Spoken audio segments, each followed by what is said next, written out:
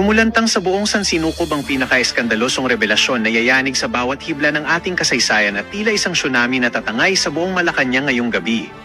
Sa isang hindi inaasahang kaganapan na tila kidlat na tumama sa gitna ng katahimikan, ang balita di umano ng pagpanaw ni Pangulong Bongbong Marcos ay kumakalat na parang apoy sa bawat sulok ng internet at nagdulot ng matinding sindak sa sambayanan.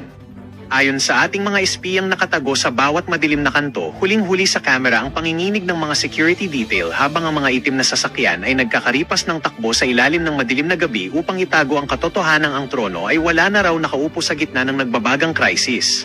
Hindi makapaniwala ang buong mundo sa nakakangilong eksenang ito kung saan ang Vice Presidente Sara Duterte ay balitang handang-handa na raw magsumpa bilang bagong Pangulo upang sagipin ang bansa mula sa tuluyang pagguho. Ayon sa mga saksing nasa loob mismo ng mga selyadong opisina, tila tumigil ang pag-ikot ng mundo nang mamataan ang mga dokumentong selyado ng ginto at bakal na inihahanda na para sa isang biglaang seremonya na magbabago sa kapalaran ng bawat Pilipino. Ang bawat pasilyo ng kapangyarihan ay nababalot ngayon ng matinding kaba habang ang mga pader ay tila naglalaway sa takot dahil salamat na hindi na kailanman mabubura ng anumang yaman habang ang agila ng Davao ay muling nakatayo ng matikas. Ito na nga ba ang huling kabanata ng isang matikas na paghahari o ito ay simula lamang ng isang madugong labanan sa kapangyarihan kung saan wala ng sino mang itatangi sa lupit ng tadhana at ng batas na walang kinikilalang posisyon?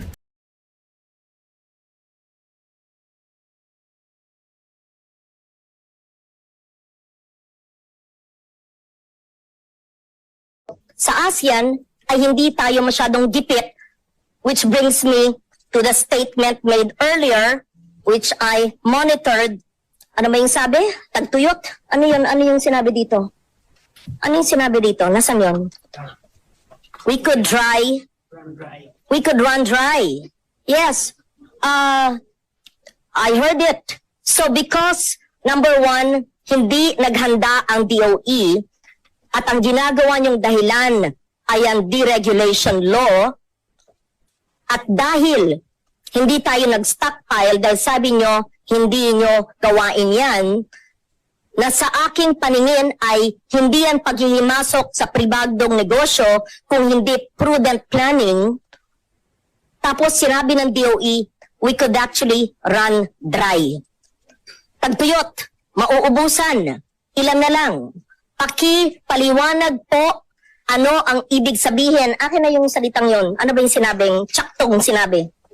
We will run dry. The worst case is that our country runs dry. Okay, sabihin natin, sa 110 million Filipinos, DOE, Secretary, the worst case is the country will run dry. Pakipaliwanag po ang tagtuyot sa sambayan ng Pilipino para po kami maintindihan namin ang paghahandang dapat gawin. Kung ganyan po ang sinasabi ng Department of Energy, hindi pa ba yan krisis? Ayaw pa ba talagang yugyugin ang mga utak ng mga tao sa gobyerno para tanggapin na tayo'y nasa isang krisis? At sinasabi na that we will run dry. Pakipaliwanag po para maintindihan, mapondohan, nandiyan ang chair ng finance, para ang ibang ahensya ng gobyerno ay maghanda pa at masyado pang gipitin ang belt tightening sa paghahanda. We want to understand. Thank you, Mr. Chair. Mr. Chair, the running dry means we run out of fuel and gasoline and Yes, diesel. obviously. Teka po. English po yung sinabi nyo, sinalita nyo yung translated sa Filipino. Maaari siguro yung karaya kung gusto nyo. Ibig ko sabihin paliwanag, hindi po translation. What I... Aray ka! Aray ka! Aray ka! I mean, what I want the DOE to say is the implications. What does running dry mean in terms of the farmer and the fisher folk and the jeepney driver and all of those in the lower income and middle income, all of us? What are the implications insofar as agriculture, insofar as transport sector, nandiyan ang DOTR, insofar as what are your action plans? Because you said it, not us. The country will run dry. kung tayo'y mauubusan na ng langis na nagpapatakbo ng ating ekonomiya, gusto namin marinig ni Chair kanina pang alas 9. Anong action plan na hindi motherhood statement? Yan. Thank you, Chair. Secretary Kering.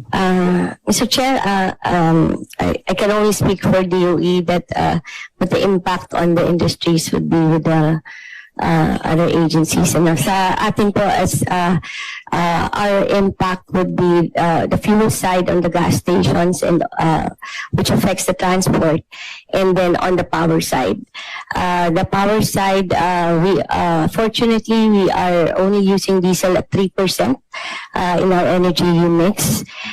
So ang most affected dyan would be Napocor, Mr. Chair, the islands. No?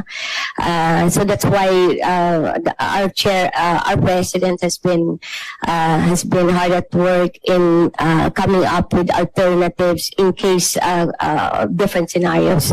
On the fuel side, we are currently the effect would be transportation cannot run. We are doing different scenarios to do avoiding that, working with DFA, working with the different governments, different countries, different oil companies para siguraduhin po that our orders are consistent, Mr. Chair. Thank you for that statement, DOE. The worst case is that our country runs dry. Tagtuyot ang Pilipinas base sa fuel. The implications, according to the DOE, transport will not run. Kung yan po ang mangyayari, isa lang yan sa implikasyon. Ano po ang action plan na mararamdaman po ng taong bayan na pwede niyong ilahad sa komiteng ito pag mangyari yung worst case scenario that our country runs dry? Ang tubig din, kulang. World Water Day nung isang araw, isa pang issue yan, tubig naman. The water will run dry sa Pilipinas. The country will run dry, worst case scenario, ayon sa DOE, and the transport sector will not run. Having said that, may this representation, Mr. Chair, ask the DOE, ano po ang inyong mungkahi at action plan? Dapat, worst case scenario palagi ang ating mindset. Ganon kami sa national security sa military. Palaging wargaming, worst case scenario.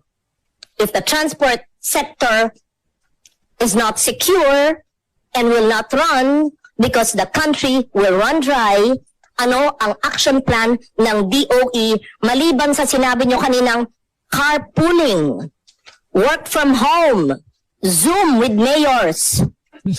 Ano pa po? Mr. Chair. On the inventory level, Mr. Chair, we're doing different scenarios and different contingency plans. Ano? First off, sa ngayon, is we are talking to all the oil companies constantly and checking their inventory, making sure that meron tayong enough. Right now, even though we have enough for the next month, we are already working on the next batch. Kaya kinakausap na rin namin yung mga ministers ng iba't pang bansa and looking at PNOC, which hasn't been done before. PNOC, a government corporation, is also looking for alternative routes other than those getting from Middle East. So, yun po isang intervention namin na talagang pinupush makakuha, and PNOC is there just in case it gets too expensive na rin, or it is getting expensive. We are willing to buy as long as there is enough supply in the Philippines. So sinisecure po yung supply. That's our first and main objective, no? Next, now if it's depleting for some reason, we also have different alternatives, and we are already working on this. We're supposed to have a meeting today with for biodiesel or biofuels. to utilize biofuel both for generation of power and as well as for transportation. It's either increase the production, or if they don't have enough raw materials, if we need raw materials, we're still assessing what is the volume that's needed for generation and what's needed for the cars, Mr. Chair. Kasi there are vehicles that cannot take in 20%, for example, in the blend. So, inaaral po na ngayon, and we're coming it with the volume that will be needed. So, prepare na lang namin. The other intervention that we did just recently is, just in case, kung wala na talaga mga Euro 4, Euro 2 can help in the generation of power. That's also an option.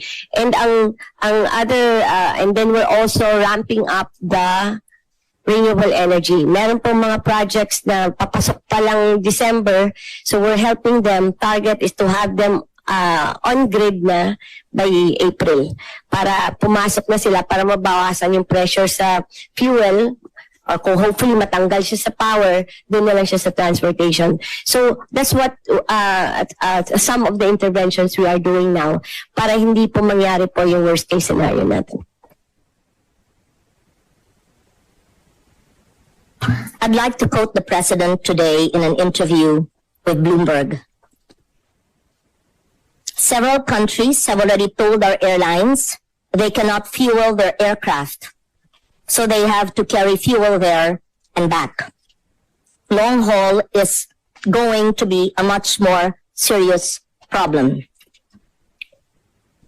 These are the president's statements today, and it seems to be at odds, hindi po tugma sa sinabi po ng DOE na sinabi, but they have assured us they're okay.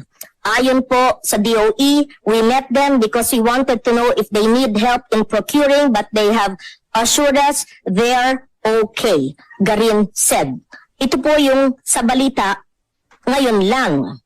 Ayon po sa Pangulo ay may problema, long haul is going to be much serious problem. They have to carry fuel, but the DOE said they're okay. Kaya siguro walang sense of urgency apparently ang iba sa gobyerno kasi we're okay. May I just be enlightened, please? Ano po ang tamang statement at tayo ba'y A-okay? O tayo ba ay posibleng mag-run dry? Ano ba ho talaga ang statement? Thank you, Mr. Chair. Our consultation is on the fuel, Mr. Chair. We have checked, we met last night at around 6 o'clock with Petron, because they're the supplier, Cebu Pacific and PAL. They have a combination of suppliers, Petron, and also they import on their own. As of yesterday, their inventory is around 38 days. 38 days, and they have confirmed. We asked them if they want us to help them procure additional fuel for the next month, meaning on May. They have already secured confirmation of their next order. I think it was South Korea, no? And what we will do is just follow it up with the G2G dialogue also to make sure that it comes in. So they have told us that as far as their fuel here is concerned, sufficient sila for the next 2 months, Mr. Chair.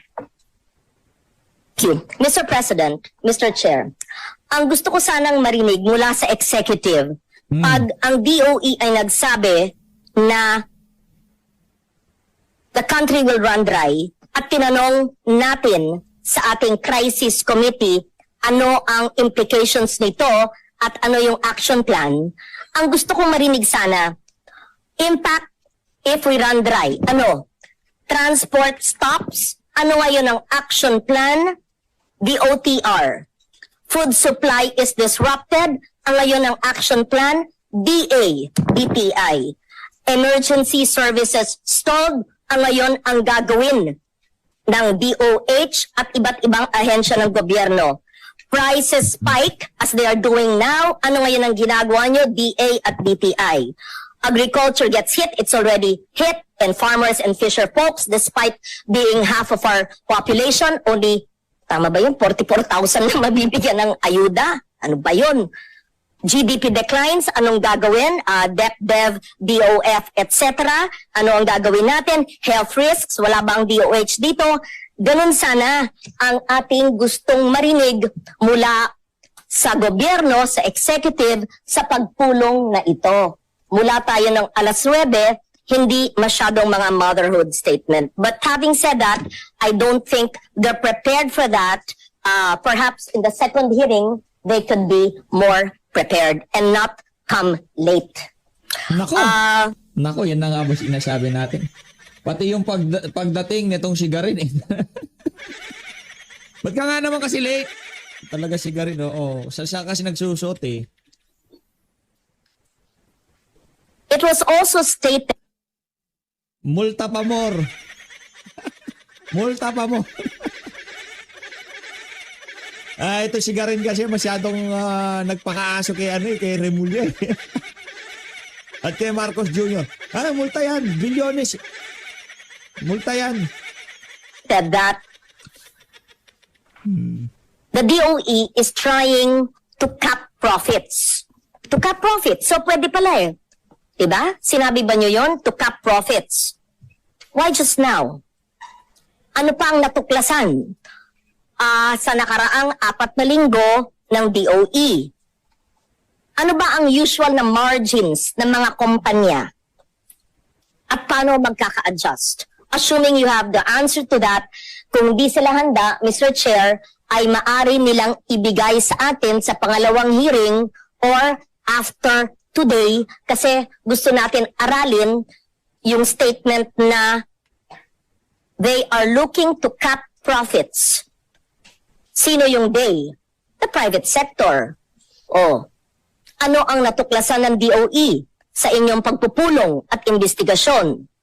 Ano ba ang mga margin? We have to understand all that, and this applies to the queries of Senator Marcoleta. Mr. Chair. Mr. Chair. Go ahead.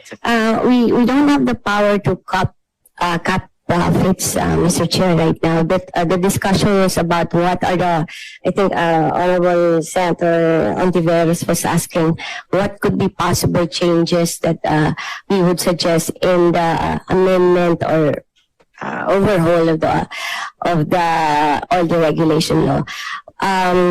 The current system is there are several parts of the supply chain until it gets to the gas stations, and at this there is a difference, a huge difference between a gas station in, let's say, in a town in Mindanao and in NCR, and that's what we want to explore the possibility of that in times of emergency or in times of like this, there has to be a certain limitation para hindi masyadong mabigat po sa mga consumers natin. I go back to the airplane question. Kasi binabasa ko yung news. Wina-warning ni Pangulo na grounding planes due to fuel shortage is a possibility. Pero sabi naman ng DOE, hindi raw. So gusto kong malaman ang totoo. Kung accurate ba yung sinabi ni Presidente that airplanes will be grounded or not? Huwag na yung masalimuot na sagot. Magaground ba? At ito ba'y distinct possibility? Maski ba distinct for a posibilidad? Kasi sinabi ni Pangulo na maaring the planes will be grounded. Pero sabi naman ng DOE, hindi, it's okay. So, problema ba? May posibilidad ba? Or wala naman palang problema, iparating nyo sa Office of the President. Maraming gusto kong maintindihan dahil iba yung nababasa ko sa news, iba yung naririnig ko sa hearing, Mr. Chair.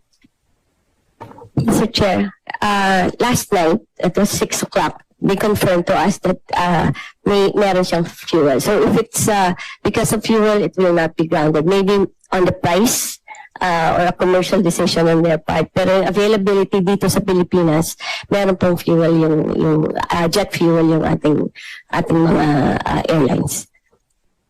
Okay. It just gave me more confusion, Mr. Chair, because I'm reading the President's statements, at least based on the news, grounding planes due to fuel shortage in several news reports. But the DOE is in our hearing saying that it's not true. So we leave it at that. Hindi ko pagpipilitan yung nababasa ko online. I am just confused. I will ask my questions, Mr. Chair, with the other agencies. Go ahead, ma'am. I can proceed now. Yeah. Proceed. Thank you. Umalis na ba yung iba? DTI. Okay. DBM. We started with this lahat ng plano, pero wala tayong nakitang plano pa na maayan siya eh.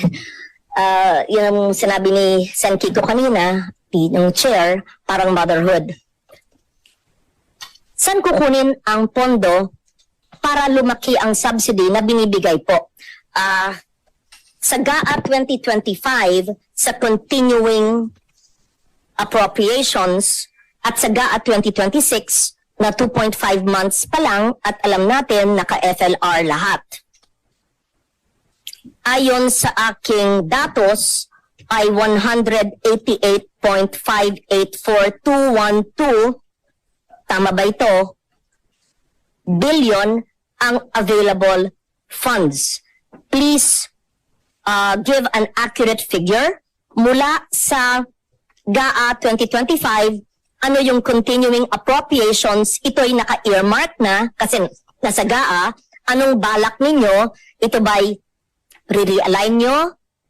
Paano nyo gagawin yun na legal? At ayon naman sa 2026, hindi natin na-anticipate itong krisis. Anong gagawin nyo sa ibang line items na sa panahon ng krisis ay baka tignan na luho? Sa ordinary times, hindi luho. Pero sa panahon ng krisis at may austerity measures ay parang luho. In short, ano yung pagkukunan natin ng pondo para matulungan ang nagdurusang mga sektor? Thank you. UBM. Yeah, Mr. Chair.